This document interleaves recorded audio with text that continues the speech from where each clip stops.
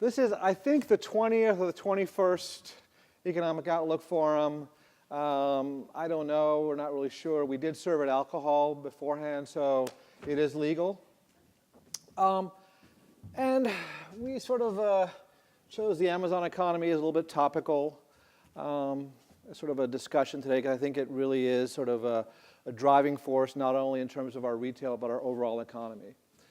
So before I dive into this long-winded explanation of the economy and all that good stuff, I want to thank Bobby Lauer and her team for putting this together. So to really kind of driving this, inviting you all, making sure that actually there's a presentation on the board, as well as the name tags, all the stuff that I would never have gotten right.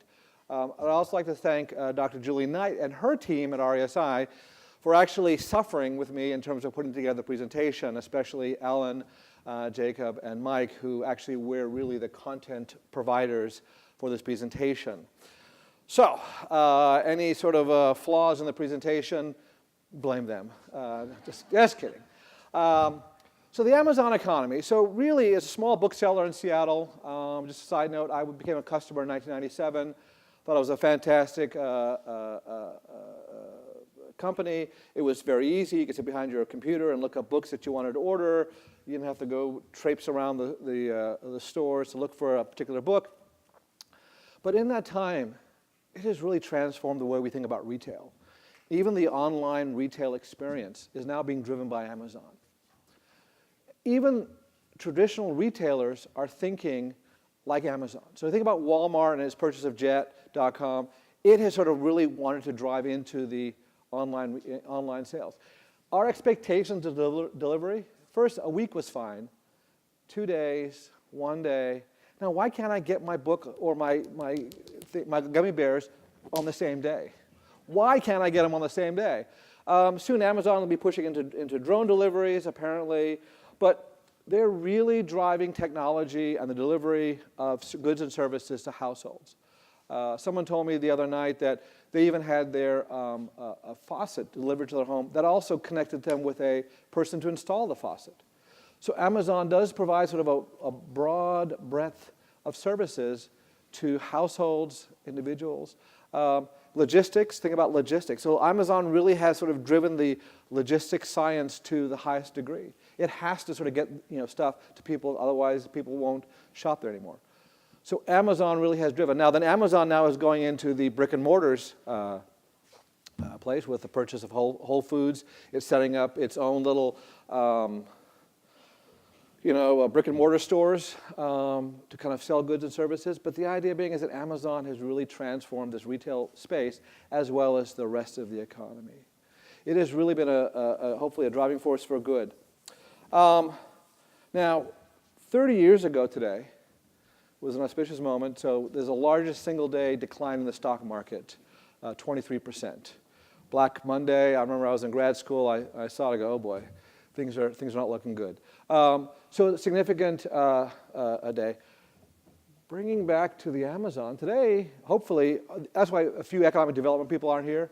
They're delivering their proposals to Amazon for the Amazon HQ2, which will be, as Will said, one of the largest economic development opportunities that we've seen ever since. And Baltimore, I think, has a good case made for it. But there are 50 other states, 3,300 other counties. But every metropolitan area over 1 million has probably submitted an application for Amazon HQ2 because it will be transformative in terms of their local economy. 50,000 high-paying jobs, but also the spillover effects. All those individuals paying taxes, all those individuals buying goods and services, all these sort of support industries that go along with it. So it is a great opportunity for whichever jurisdiction gets it. We hope it's Maryland, but we can never be sure. But nevertheless, we move forward. So our economy, we've been 100 months in economic recovery. 100 months of economic recovery. We have seen home prices rise. We have seen the equity markets. Dow Jones crossed 23,000 yesterday. We have seen gas prices go down. We have seen 150,000 jobs per month created with the exception of last month due to the hurricanes. We have seen significant economic activity. And yet, there still is some feeling of malaise, some feeling of, well, we haven't fully recovered, and this is ongoing. And there are numerous reasons why that might be. Even our most recent GDP numbers at 3.1% were rather spectacular. They're not the 4% that our current administration wants to get to, but still 3.1% is certainly good. There are some forces that are sort of out there that might be pushing against us. There is this ongoing uncertainty in the legislative process. We have had a government sort of that's controlled by the Republicans in the House and the Senate and White House, and we have not seen any major legislation passed. So that's been kind of a concern. We saw the huge run-up in the stock prices when Trump was elected, and people in the business community sort of saw that we have a Republican led government, and so stock prices began to rise up as the tax reform and infrastructure spending became baked into the equity prices. We've seen sort of no movement or bad movement on the ACA. We're not sure one way, are we going to continue the subsidies, we're not going to continue the subsidies, what bipartisan support. So we've had a lot of mess. We've had really very scant discussion about infrastructure spending. And that's a critical component because much of our infrastructure was built in the 50s and 60s, and much of it, unlike wine, doesn't get better with time. So we have some challenges going forward. We have a new Fed chairman possibly later in this month. We have a budget and a debt ceiling that needs to be passed in December. So we have a lot of sort of uncertainty being created.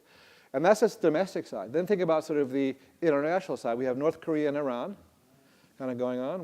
What's going on there? We have Brexit. We have the issue now in Spain with Catalonia.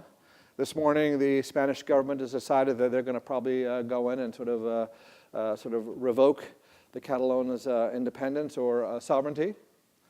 So that'll be disruptive in the markets. We have Russia sort of in there. We have oil-producing countries. So we have a lot of unknowns out there. So in spite of that, our economy chugs along. Most recent data, as I mentioned, GDP at 3.1%. Prior quarter was 1.2%. So it was a good, solid results.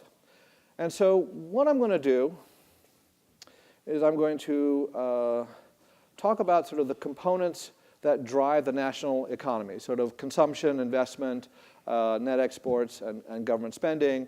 Then we'll drill down to the Maryland economy and look at sort of what drivers are there. And then we'll talk about basically, the forecast that we have diligently worked on for the last couple of months. So looking at the length and average GDP growth of the 5 longest post-World War II expansions. We start in 1960, 106 months. So right now we're at the 3rd longest post-World War II expansions. 1960, we're 4.9% growth, 106 months of growth. Now we're 100 months and still counting, but we're at 2.1% growth. Now, in that intervening time period, a lot has changed. So in 1960, when we made an American automobile, 99.9% of the content was made in the US. The tires, all the alternators, the belts, the hoses, everything was really, the majority of it was made in the US. Fast forward to 2009, and think about the content of an American automobile. So even if we grew, part of that growth was then shared with the rest of the world. So we didn't sort of absorb all the growth in the new to automobiles. We're selling about 50 million automobiles per year. But part of that growth, that manufacturing growth, was then spread out to the rest of the world. So it is clear that in 1960, we were really the only game in town. Fast forward to 2009, that growth is being shared amongst all countries. So China, Russia, India, Mexico, Canada, Europe, Germany, all those countries within the European Union, all sort of now are active economies that in 1960 were really not there. So when we look at sort of what's going to happen going forward, our workforce, our individuals, somewhere between 18 and 64. And you can sort of see, looking at this projected timeline out, through 2060. Some of us might be still around, so we can verify these data at that point. But you can generally see the yellow line seems to be really kind of much higher than the other three lines, specifically the lines that have individuals who would be actively in the workforce. So the concern is our population isn't growing as fast as it needs to grow. And so when we think about sort of GDP growth, long-term GDP growth, some of that's going to be driven by labor force growth. If our labor force is not growing as fast as it needs to grow to keep up with our consumer demands, it means that firms have to do one of two things, either sort of hire labor from outside the US or move work outside of the US, or automate. And we're seeing more and more automation going forward. So where factories at one point hired thousands of people to do tasks, they might now only hire hundreds of people to do the same tasks. So we're seeing that in the data. So when we look at sort of manufacturing output over time, it has actually risen. But when we look at manufacturing employment, it has actually fallen. Again, firms are creating more using less. And again, part of that is looking at the availability of the workforce. So as I mentioned before, we have this GOP tax frame that's going to come about. Will that sort of cause the economy to boost up? There has been some debate as to whether or not tax cuts sort of have a long-lasting economic growth impact. I've not seen any sort of validated studies that would indicate that would be the case. You usually get a little bit of a bump up, and that usually dissipates over time as people readjust to the tax changes. Again, who will head the Fed? 5 white guys or a woman. That's sort of on the agenda. Hopefully, Janet Yellen will continue to manage the Fed. Again, she brings sort of a clear vision. The other thing too that she brings is continuity, which again, we want to make sure that continuity is preserved because any kind of uncertainty that's created causes business to wonder should they invest or not invest in sort of going forward. So who will head the Fed? We saw the Brexit impact on the exchange rate. We saw the dollar gain in value compared to the euro and the pound. And with the nervousness now with Catalan, we see basically why Spain does not want Catalan to sort of leave. They're 18% of the economy. But imagine that sort of that uncertainty, that sort of uncertainty that's going on in Catalan, how that will spread to the rest of Europe. And we're seeing in Europe, we're seeing much more of a anti-immigrant voting. We saw Austria's government sort of move a little bit to the right, again, sort of rejecting immigrants into their sort of fold. But again, the challenge will be going forward is how stable will this Eurozone be and how stable will Spain be? North Korea, this is sort of a picture of North Korea at night from satellites. You can sort of see South Korea and China and sort of the empty spot in between. But again, it's causing us great concern. We're having discussions of whether or not there was an article in the Washington Post this morning about an unused bomb shelter underneath an elementary school. 55 years later, should that be revived? So North Korea does sort of raise some concerns. What's going to happen? They've got a nuclear bomb. They're willing to lob missiles into the middle of the Pacific Ocean. If one of those missiles sort of inadvertently hit one of our territories, that could spell disaster. We've got to think about Iran, the nuclear deal that is sort of now President Trump has pushed to Congress. So creating a little bit of uncertainty in these areas. So when we think about all the uncertainty that's going to be sort of kind of going on, that does sort of drive sort of decisions for businesses as well as sort of future actions. And then oil prices. So right now we're experiencing very low oil prices. Again, the U.S. is the third largest producer of oil. Russia is the largest, and Saudi Arabia is the second largest. Now imagine Russia apparently is in the news because of the alleged collusion, interference with our elections. They're also producing a large amount of oil. What if they decide not to ship oil to the Eurozone anymore? Basically to sort of use as a political tool to sort of get their way. They have in the past with natural gas, with the Ukraine, they sort of stopped shipping natural gas to sort of get their way. So outside of the U.S., a lot of these places are somewhat not as stable as we'd like them to be, and perhaps not our friends. All right, consumption. Now on to good news. So we're a nation, I said see it, want it, buy it. We could see it. We're a nation, browse it and click it. However you want to say it. Consumption in our economy is 70% of our economic activity. So how consumers feel is generally how the economy is going to go. If consumers feel happy and want to spend money, they're going to spend money, they're going to help drive the economy. Because that driving the economy means basically consumers buy cars, consumers buy houses. If consumers buy houses, they buy drapes, carpets, appliances, new furniture, perhaps even a new car, because they feel that getting a new house means a new car, driving the economy. So consumer confidence is critical. Now, most recent data shows University of Michigan consumer sentiment is about 94. 100 is considered to be happy. During our recession, we were at 54. So we've come a long way in terms of consumer sentiment in the time period. So we are happy. We're not as happy as we could be. In the 2001 recovery, I think our average the consumer sentiment was about 103.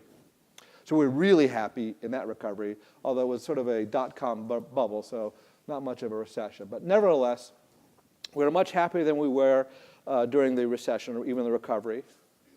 Amazon, as I mentioned before, Whole Foods, is not purchasing, so now you can go to Whole Foods and see the Amazon price. And you can sort of see how much it's grown. So 3.3% growth of consumption, most recent data. You could sort of see the big V during the recession. So even though the statement was when the tough gets going, the tough go shopping, we didn't necessarily do that. We slowed down a bit. We pulled back. Part of it was, again, we saw a big decline in our wealth. But since then, we've sort of recovered. We're spending money fairly at a fairly good clip. Not as good as we could be, but generally speaking, we are spending money. Now, there's a concern, obviously. Even though we're growing in the retail spending, there's some challenges going forward. And I'll talk a little bit about it later. Unemployment and underemployment. This has sort of been the bugaboo. We have seen basically the unemployment numbers come down to about 4.4%, most recent data, from a high of about 11% during the recession. The line, the black sort of shaded line is sort of the number we receive in the newspaper every first Friday of the month that's reported, the U3 number. The blue shaded line is the underemployment number, is the U6 designation. And this number includes individuals who are not attached to the labor force, who are working part-time but would desire to work full-time. And you can sort of see from these data that it's still stubbornly high.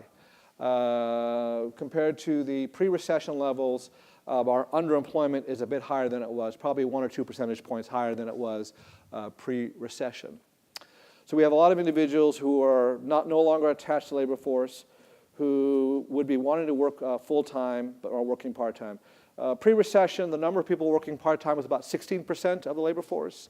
During the recession, it hit almost about 20%, and then during the recovery, it's about 18.5, 18.3%, depending on the data. So this is sort of a critical thing. So we have individuals who are wanting to work but aren't working as much as they could. Homes in negative equity have actually declined from a high of about 35% to about 14.6% for Maryland. Again, this is a situation where pre-recession, individuals were taking out equity loans against their homes. Post-recession, banks are actually requiring there to be an 80% loan-to-value option on their home, which still means that many households can't take as much out as they could prior to the recession. Again, as I mentioned, gas prices have gone down. Even with the recent hurricanes, we're down to $2.38 a gallon. During the recession, we're at $4.05. Huge amounts of savings for households with these low gas prices. So households should be feeling better. So they're spending less on energy. So most of us, we drive to work. Average commute time here in the States about 27 minutes. So we're in the car. Average miles per gallon is probably around 20. So you can do the math. You can figure out that basically 12,000 miles per year, a significant savings, just about $1,000 in savings compared to what it was in 2009. Home prices have gone up in value, not only here in Maryland, but also in the rest of the state and major metropolitan areas. So that's a good sign. So things that sort of make consumers happy have all kind of moved in the right direction. Even median household income has risen. And this has sort of been, some people have said, well, this might be the reason why people still felt that the malaise of the recession is there, because household income, hasn't risen as much as before. And in fact, people might feel that, and in fact, you can see from 1999 to just before 2016, most of the household income was well below the 1999 level. So it wasn't until recently, most recent data, that we saw that basically household income actually has risen above the 1999 level. Now, granted, it is a very small amount. We're still a little bit better off than we were in 1999, 20 years ago, roughly. But generally speaking, we are better off in terms of real terms, not that much better off. This has been sort of an often discussed thing in the news, sort of labor force participation rate with prime age males, females versus the US population, 1948 to 2017.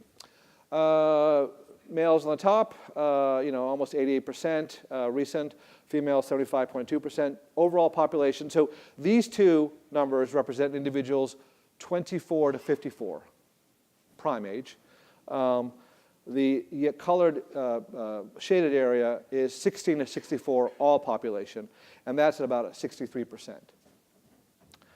Now, we decided, so, it's low. In fact, it's about where it was in 1977. And we wanted to compare what would be how many missing employees do we have? So we calculated that right now there's about 5.9 missing employees.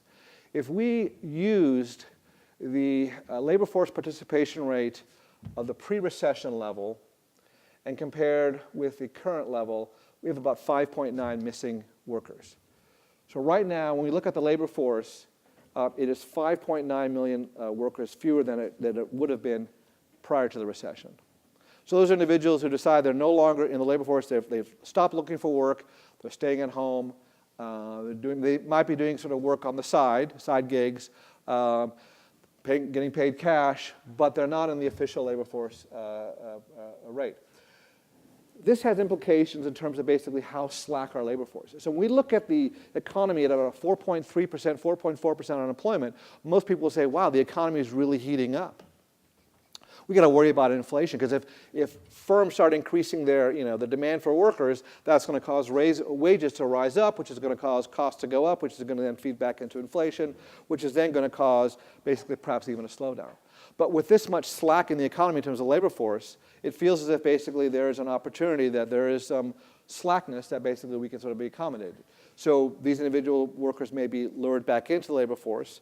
And some of this might be to the fact that if you saw recently, wages were rather slow in rising, so many people felt like, you know what, it's not worth it. I'll go ahead and sit out and play Xbox or whatever, stay in my parents' basement for a few more years. They won't mind.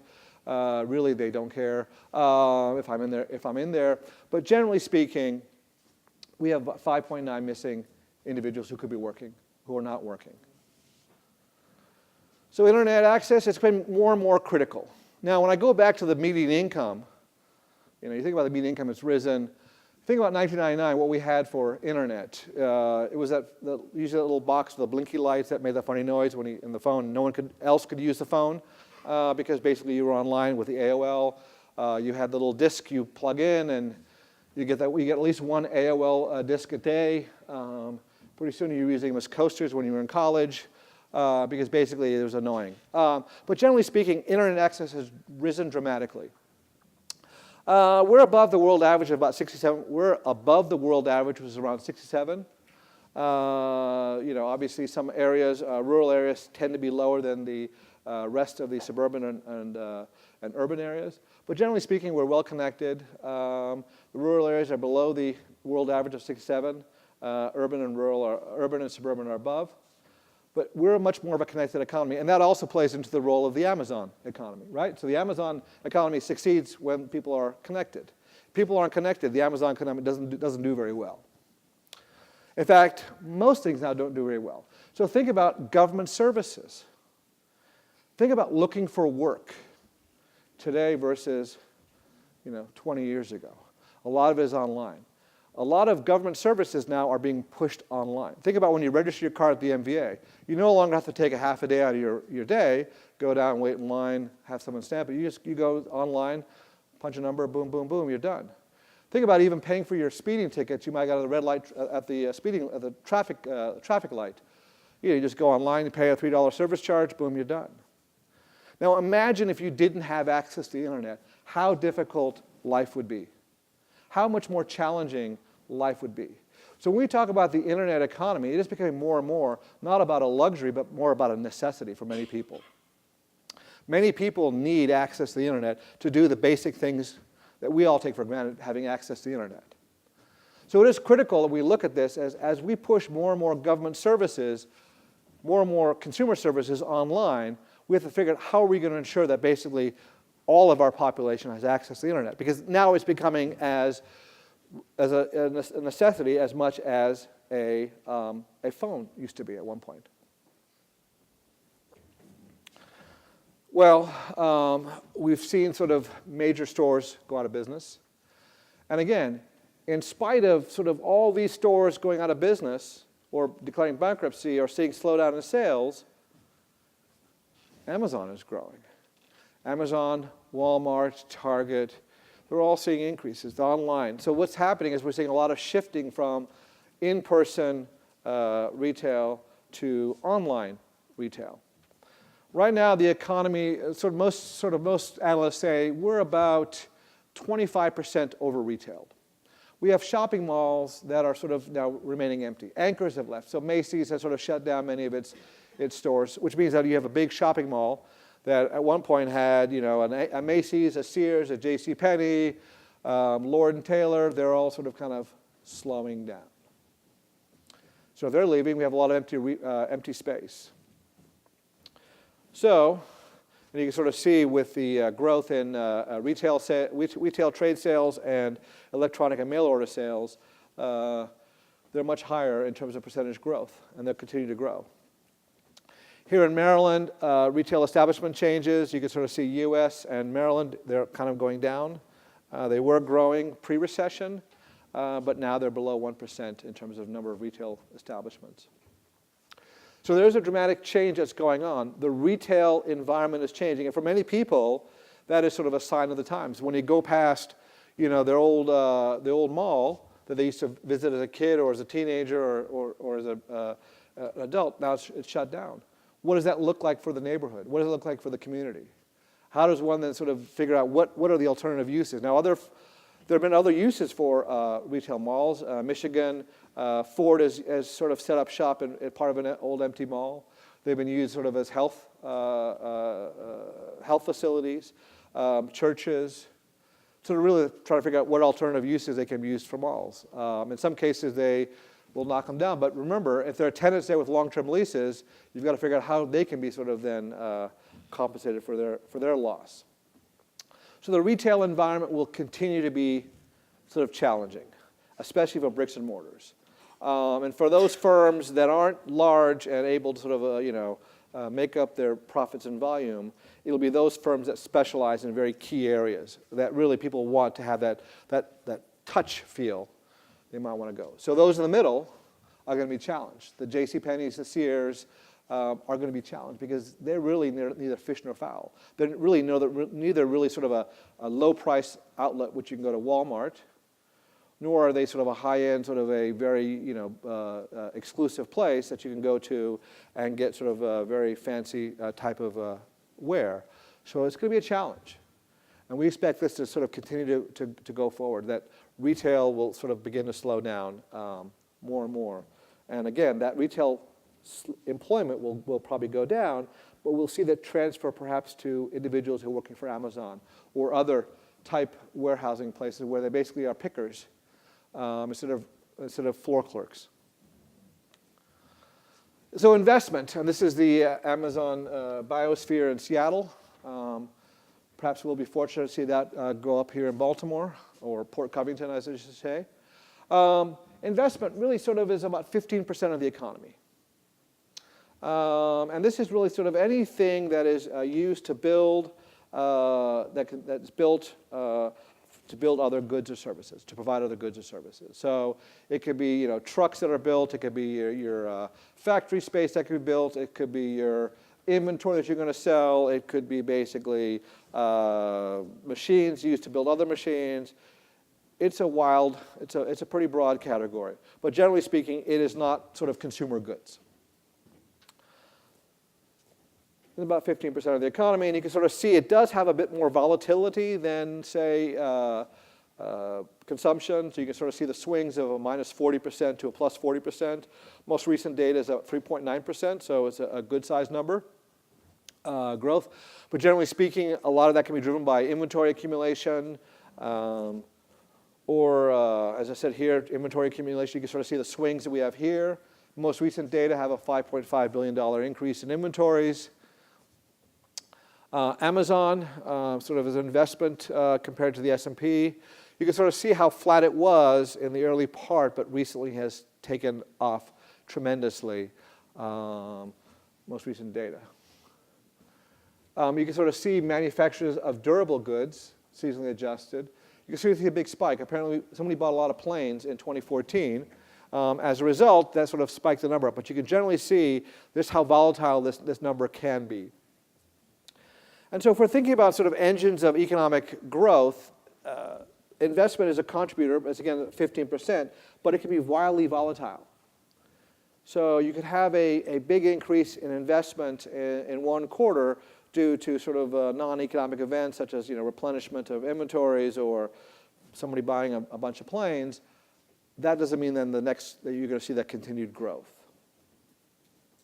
Housing starts is also considered part of investment. And you can sort of see at one point, we're about just over 2 million housing units per year. During the depths of the recession, we fell to about 500,000 units. Most recent data, about 1.1 million units of housing being constructed. So a significant change in the number of construction that's going on. Government, you can sort of see Jeff Bezos over here making decisions. The government here, we've had probably the last 6 years, we've had some challenges with a Democratic president, and then now and a Republican-controlled House and Senate. Now we have a Republican president and a Republican-controlled House and Senate. And people kind of expect things to get done, right? So we've had 6 years prior, perhaps there was some dysfunction. There was some inability to get major legislation passed. We had a lot of executive orders being passed that perhaps now are being overturned. Now we have a Republican White House and a Republican Senate and Congress.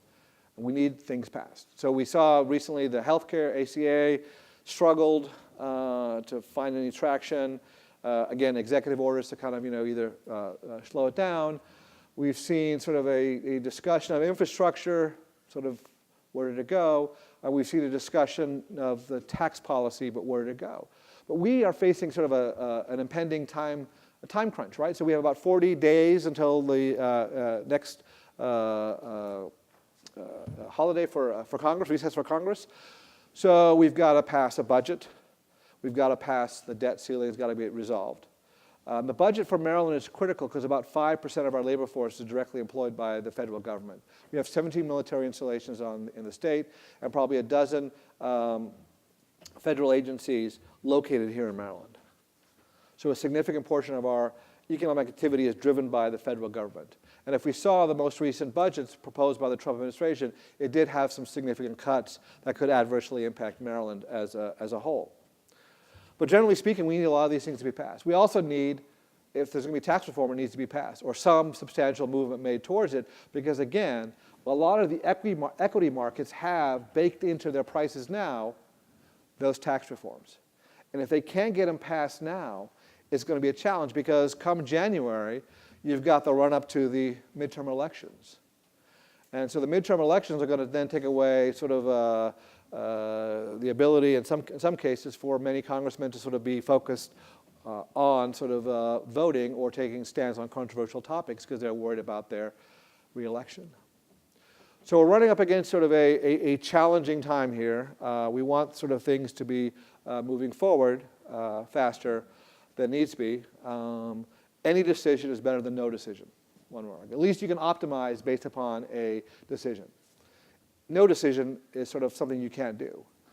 And it's going to leave you uncertain as to how you would sort of plan your capital expenditures as a firm. Do you invest? Do you not invest? So government spending actually declined, most recent data. And again, it's about same level, about 15% of our total economy. Most recent data, it's about minus 0.6% decline in government spending.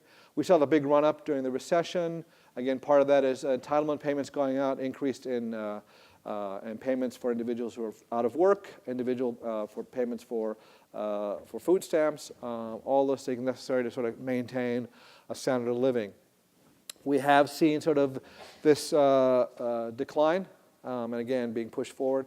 We're seeing the proposed budget, as I mentioned, has an increase in military, which might bode well for Maryland, and a decrease in spending for some of the social services, which also might have an adverse impact for Maryland. Net exports. So we look at net exports. So I would just close up with saying that I don't think we should count on the government as being an engine of economic growth. It is going to be very difficult sort of to justify it, especially if proposed tax plan passes. It would sort of create a large deficit and then accumulate to the debt, which would then mean that at some point some cuts need to be made in future budgets. So net exports, sort of a fairly small portion of our economy in terms of changes. Here's a map of all the Amazon websites.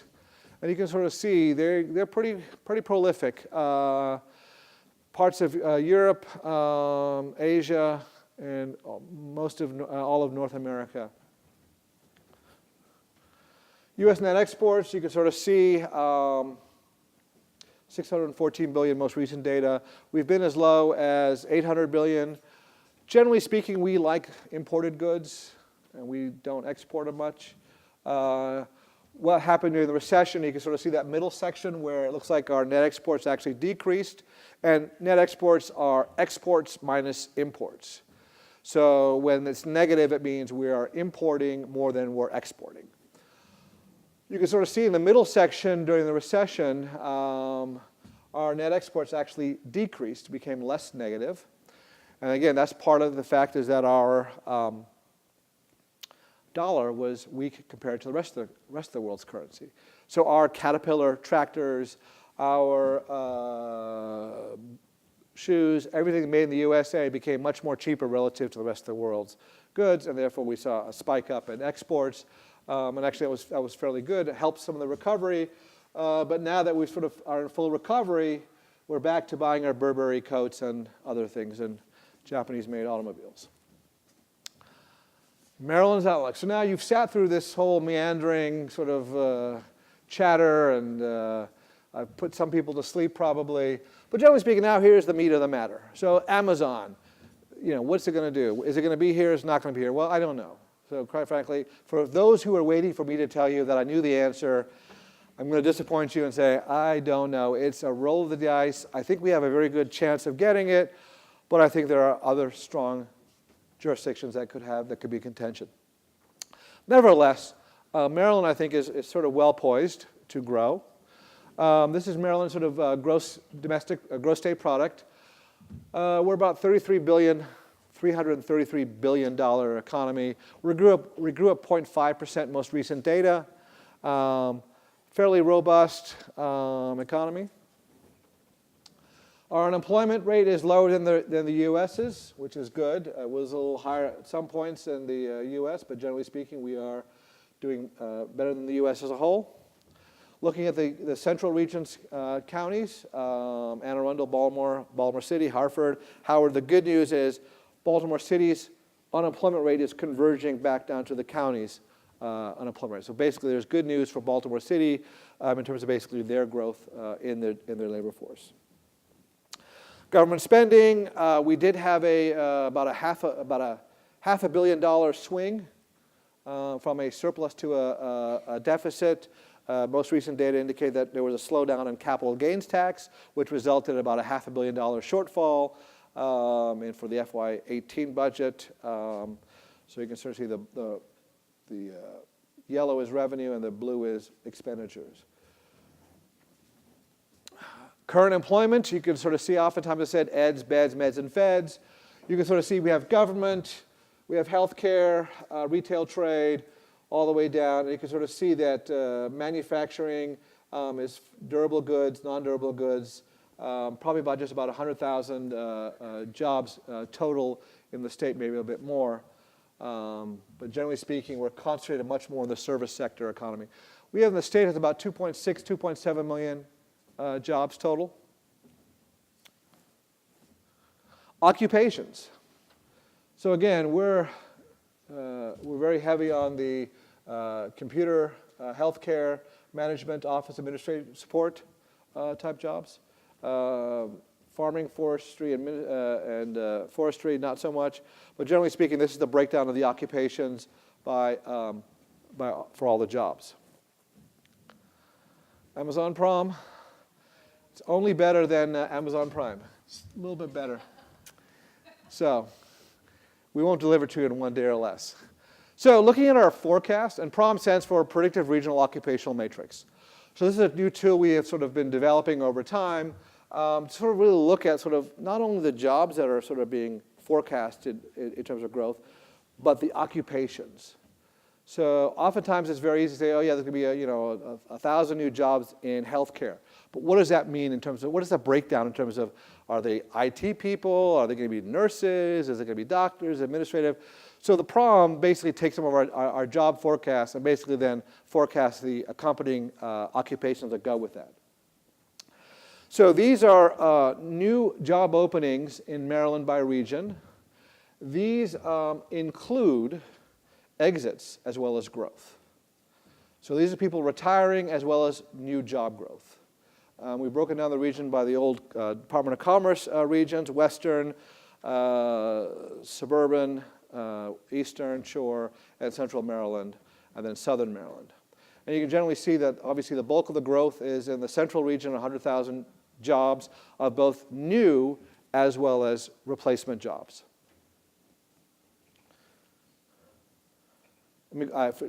So this is our forecast. So this is new jobs in the economy. So net new jobs in the economy. And you can sort of see we're still positive, though 2020 we feel there's a bit of a slowdown. We're still positive in terms of job growth, but it's only slightly. And then this basically is our new openings as well as exits. Then we drill down, employment growth by sector. You can sort of see these are average annual growths by the industries. And then here we took, for occupations, healthcare industry, and these are net new jobs. So these do not include exits. So these are basically, this is the occupational growth that we see for the healthcare industry in these regions. One thing is, if you recall back that first, second, or third slide, which I talked about the projected demographics. So the older we get, and again, unlike wine, we tend not to age as good, we're going to require more healthcare. And more healthcare means basically we're going to require more individuals to help support us in our older years, our golden years. So occupation group, you can sort of see the healthcare practitioners that are forecasts of 2018, 2020. This is all for all of Maryland. And then forecasted employment growth by region for computer and mathematical occupations. Again, 1.9%, 1.5% central region and suburban Maryland, sort of a critical growth area. It's growing much faster than basically our forecasted employment. So these areas are areas that are growing faster. Now, taking that data and breaking it down and looking at basically, there are 5 job zones. And the job zones are characterized by educational requirements. So job zone 5 has basically the highest level of education that you could acquire. So it's a PhD, MD, JD, it could be a CPA, it could be MBA, but generally speaking, you have to have some terminal degree. Now, I think last year, the top growth, the number of job openings was lawyers. And now they've been replaced by management analysts. Again, that might be the Amazon impact on the economy, but lawyers now have fallen to about 600 openings. Now this takes into account the exits, and so these are net new openings in the economy overall for Maryland. You can sort of see that areas of medical and healthcare services, physicians are all growing. Lawyers, probably because we need to do our wills as the older we get. Pharmacists, we need drugs. And physical therapists, because in spite of the fact that we might be older, we're still playing tennis or riding our bike or playing squash like we were 20.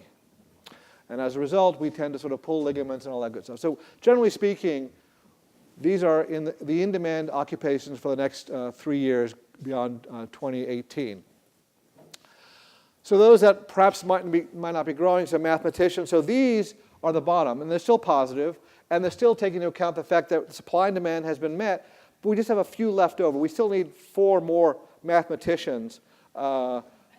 Everyone needs a mathematician, okay? It's never, and we still need 4 more political scientists and 1 more sociologist. 1 more sociologist. They're wonderful people. I know a few. And then job zone 4 is perhaps not as high a degree, so you might be a bachelor's degree. And you can see, the numbers have actually increased because, again, these are much more of a broader type of a job appeal, don't have the specialized requirements. But you can generally see sales reps, accountants, and auditors. So for those people who are CPAs, it's great news for you. For those people who are auditors, that's also good news. HR people, great, because we're hiring people. Interesting thing, at some point, we're probably going to have 4 or 5 generations working together in the same office space. Because many of us baby boomers decide we want to work until we're 70 or 80. We've got Generation X who are disgruntled anyways, who are working with us. Then you've got the millennials, then you've got Generation Z. Then you might have even people from the greatest generation still working, all under one sort of roof. And each of them have a different way of viewing work and workspace, how they interact with each other. So I would imagine that human resource specialists are probably going to be in good demand at that point, because there'll probably be some conflict, some rubbing the wrong way. But generally speaking, we have a fairly robust growth in these areas. Areas where we don't see as much growth is actuaries. Again, this is a job where I think people it's one of the lowest stress jobs ever. Which basically means that I suspect that people who are in there can probably stay well into the 90s. Because again, not stress. It's a very cool field. It's one of the highest paid fields that's out there, but it's also one of the lowest stressed jobs. You do have to take a lot of series of exams to get where you are, but once you're there, you do very well. And it's a wonderful job if you like quantitative analysis and that kind of stuff. Food scientists and technologists, just a few fish and game wardens. We're not going to hunt as much as we did before. And then job openings by zone 3. So these might require an associate degree, a certification, but you can generally see the numbers are getting broader and broader. So secretaries, admin assistants, registered nurses, again, we still, as we're getting older, we're still requiring that. Teacher assistants, fitness trainers, we want to be fit when we get older. Medical assistants, obviously, we need help with that. Hairdressers, we want to look very stylish. Got to look good. Coif has got to be good. My wife will say if she makes a haircutting appointment, it could be 8 weeks. There has to be a calamity to change that because it's so hard to keep that hair appointment. So those are critical things. So she will not change it. So that I can definitely see why this is sort of a ongoing growing. As you can sort of see with my style, I go not to the best place. Bottom 10 growers, you can sort of see forest and conversation technicians, fabric apparel makers, all kind of low. Camera photographic equipment repairers, again, interesting because we throw away a lot of our stuff. So think about how much stuff we have, how much stuff we no longer repair. Think about the repair shops that used to sort of proliferate the town. People would go get their shoes repaired, their appliances repaired. Now it's like you dispose of it because basically it's too complicated, or the company no longer allows you to sort of go into the appliance and make the repairs. part of their copyright. And that's been sort of something that's been ongoing. Well, thank you very much. And I hope you enjoyed, hope you learned something. I certainly did. It was very exciting, talking about the Amazon economy, and hope to see you next year. Thank you. Thank you, Dr. Irani. What did we learn there? I think what we learned is you had to close your AOL account, right? Yes. You're going to keep working. You're getting older. You Yes. still want to play tennis, but you're going to be taking your pain meds. There's going to be more healthcare workers taking care of you. You may be in conflict with them because of the generational thing. And that you see yourself in that actuarial sort of smart computational work forever kind of role. Exactly. Okay. There you go. But the big thing I heard you slip out there, I know you're not supposed to as an economist, but you said Maryland is poised for growth. There was optimism in that speech, was there not? That was by accident. That was not by accident. design. I slipped with that. Yeah. No, I think Maryland is doing very well. I mean, so we have a very strong cybersecurity industry here in Maryland. And that is going to be the critical growth areas we go for. Because think about sort of how, so Amazon is great, right? You put your credit card in and somehow it gets transformed into, you get a good. That credit card number going in now needs to be protected. And all of us have experienced the Equifax. If you've been involved with the OPM, Office of Personnel Management, you've probably got a notification. If your spouse was involved, you got a notification because they had a hack. So hacking is going to be ongoing. So we need to protect from that hacking. So that's why I think cybersecurity is going to be so critical. And we have such a strong presence here in Maryland on the military and defense side that it hopefully makes sense for some to transfer over into the commercial side. Well, I want to take questions. I want to start with one very specific one for you, because as you were talking about, it's about jobs. Okay. And many of us in the room are working on jobs all the time. And the missing 6 million people, the 100,000 openings that are going to be in our very specific central region, and the fact that household income is rising. So the state was 59,000. I think in the county, our household income is at 67,000, so still rising. But the talk about where universities fit in, and if housing caused our last recession, is there a student debt bubble that is going to drive a change in the future? I'm wondering, are we in the middle of a shift here about where education plays, where people can participate in the economy, like from an agricultural shift into industrial into information? Is the nature of getting ready for jobs fundamentally changing right now when we see these big disparities on some people are doing great and some people being left behind? So universities will continue to play a role because, again, I think part of any university degree is critical thinking, effective communications, are sort of those are the cornerstones. If individuals come into the workforce with those skills, they've got 90% of the challenges met. What we're probably going to see much more of a shift is sort of the ongoing lifelong learning, because now many jobs require certification, badging, that sort of stuff. So we expect to see that many individuals will be working and then taking badging and then certifications. Many individuals will be changing their careers and then going back. So we see a continued role for universities, community colleges, workforce training centers to basically provide that training and education. We like to say here at the university, we're not training you for your first job, we're educating you for your last job. So those skills that you acquire at college will be lifelong. They'll teach you how to critically think, be an effective communicator, but oftentimes the specific job skills will come about through some of the specific programs that are needed sort of to accommodate the next change. So we're seeing that. And the other thing too is that even English majors have great opportunities here in the state of Maryland. Looking at Pax River, they require individuals to write software manuals. Software engineers perhaps don't have as much prose ability as, say, the English major. So they often require English majors to help to translate the technical writings into something that most of us can understand and then follow the script to do. So there's a wide range of opportunities for jobs and occupations. But generally speaking, we expect to see a transformational thing where it's much more about your current badges than perhaps that bachelor's degree that you got 10, 15 years ago. And I think we're seeing that shift as big institutions are trying to sort of catch up to that model. I want to throw it out and see if I could take some questions over here. Yeah, thank you. Maybe to build on your question a little bit, but Dr. Irani, I've seen only anecdotally that there's a shortage of skilled laborers. I didn't see it necessarily projected on your last few slides, but what's your gut feeling about our situation with regards to carpenters, plumbers?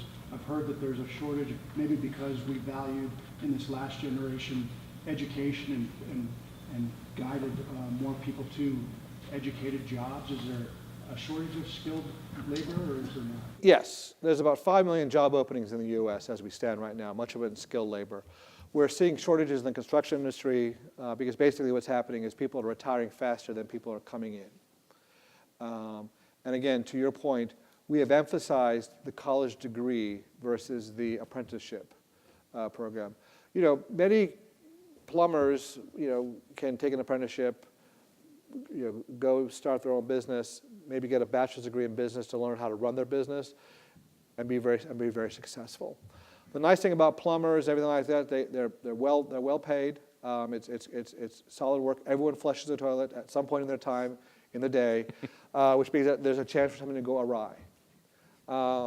Just like electricians, HVAC, all the trades. I mean, this is an area where I think many households have sort of said, well, you know, I don't want my son or daughter to get their hands dirty, to crawl around and duct work, so let's go to college. College is great, except college expenses have gone up. Towson University's $8,000 a year average tuition for in-state. University of Maryland is probably is significantly higher. That's a big chunk of money, and especially if you're borrowing all of it. So you come out of Towson, if you've borrowed about $30,000 to $40,000 in debt, your first job is probably going to be paying you close to $35,000, $40,000 before you start making those payments back. Whereas if you go to an apprenticeship as a plumber or electrician, if you feel I don't want, you know, this, I want to work with my hands, I want to sort of do all that kind of stuff because it is kind of very satisfying work. You walk out of there with no debt, a great job, and a job for life. I have a friend of mine from high school who is retiring at 53 as a master electrician. Living la vida loca, as he says. So, Great. Other question? Yeah. Follow up on that one. With the, I was wondering what you saw in the role of the secondary school system in helping to make kids aware, and also like we have, you know, a technical like CAT, you know, in Emory County called CAT North, CAT South, where they have technical, but a lot of kids are going into the culinary, and where there tends to be an overabundance of workers rather than in some of the more masonry and more of the hard skills that have a greater outlet. In addition to that, I'm wondering if this might be beyond your scope, but if the soft skills, because when I read articles about this, a lot of it is the kids that show up to these programs tend not to show up on time, or they think that there's, my husband's a mechanic, and when getting helpers and people that are apprenticing in, absenteeism is a chronic problem. Is there a role you see in the secondary schools for working on either of these two issues? Can I repeat that? Can I repeat that question? Because I want to move on. First of all, there's nothing beyond Dr. Irani's scope. Let's just right. That's exactly. That's I'll make correct. it up. But the question was about what's the role of the schools in this, particularly not just on the technical skills side, but the soft skill side, on the communication skills side. So that's an important thing to consider because 90% of people getting fired is for not showing up. And as Woody Allen said, 85% of life is actually showing up. So showing up on time is critical. Learning how to deal with your boss is another factor. Communicating, all those things are things that we take for granted as individuals. But many people who don't have those opportunities to sort of see role models or to understand how that cause and effect, that needs to be addressed. Because I think for many firms, you can train the specific skills, but if you're not showing up on time, you're running into troubles. Now, I would say, and just a little editorial here, so Amazon, the fulfillment center down on the east side, for many people who work in the city, it's a 3-bus ride. And now imagine if you're taking 3 buses and you're showing up late, not because you woke up late, you woke up at 4:30 in the morning to catch the first bus. 2 hours later, you might be late because one of the buses sort of missed a turn or was slow because of traffic. You're out of a job. So in some sense, basically, some of the challenges we face is not people not showing up on time, but because of the infrastructure can't be accommodated. And that goes to the whole thing is we need new roads and highways and fixed rail. Thank you. That segues very nicely into my question. Thank you. We know that Maryland over the last 40 years has lost a lot in manufacturing industry, especially in the city. We know that even though over the short term, the last couple of months, manufacturing has grown in Maryland, you are projecting a loss overall in the next 3 years. From your perspective, what does that mean for the port, for transportation and infrastructure in the state, and how can an Amazon and an HQ2 possibly offset that for the state? Well, so for the manufacturing, so one of the things that I mentioned before, and I didn't have a slide on this, but generally speaking, if we look at manufacturing employment, it's been going down in the U.S. There's been some blips up, but the output has actually been increasing in real terms. So we're actually producing more with less. So where manufacturers have 1,000 people, they might have 100 people. Because basically they're struggling finding skilled workers. In fact, in the Midwest, there's huge demand for skilled workers, and many individuals can't even pass the basic drug test. So if they can't pass the basic drug test, you can't advance to the next level. So many people are, and with the opioid crisis coming into full fruition, and then the other discussion is medical marijuana. So if you're on painkillers for medical reasons, and if you're having a medical marijuana, what does that mean in terms of being able to pass a particular drug test? But for Amazon H2 here, it would be tremendous because it would allow us then to sort of grow an area. It wouldn't be in manufacturing, it would be much more in the service sector, IT type growth, logistics, other things, and then all the spillover things that would kind of go on. So it wouldn't hurt our manufacturing sector, but it wouldn't necessarily sort of boost it. I think we've got time for one more before our break here. Other questions? Maybe a tough one? Bob? More of a global question, Daraius, about government debt ceiling and the national debt and state debts. And Puerto Rico's got a huge debt crisis now. Are we setting ourselves up by constantly increasing our debt limits for, eventually the bills are going to come due, and are we setting ourselves up for a failure situation some way down the road by just piling on more debt? You can't borrow your way out of the crisis. So the question is, how does the debt fit into our economy here? So right now, U.S. debt is about 100% of U.S. GDP, which is sort of second or third highest. I think Greece might be a bit higher than us. The good news for the federal government is they can print money and borrow as much as they want. Now, the majority of our debt is held by us. So your parents gave you those T-bills. That's all the debt you have.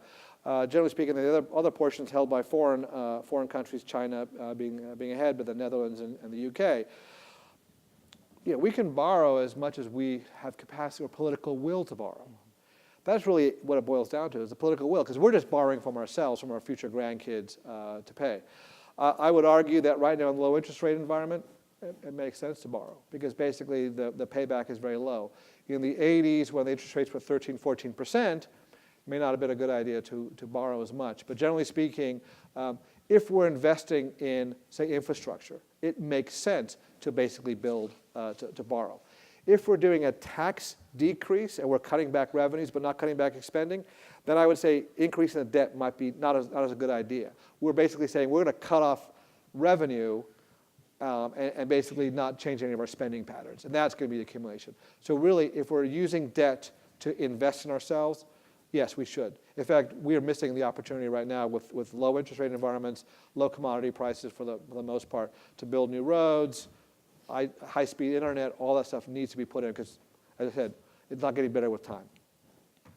Great. Well, this is such an informative way to look at all of these very complex things that are hitting us all at once. So I always get a lot of value out of it. I want to thank you, Dr. Irani. We're going to be taking a break, and at 10:15, I think we're reconvening. But before that, please help me thank Dr. Irani for this forecast. Thank you. Thank you.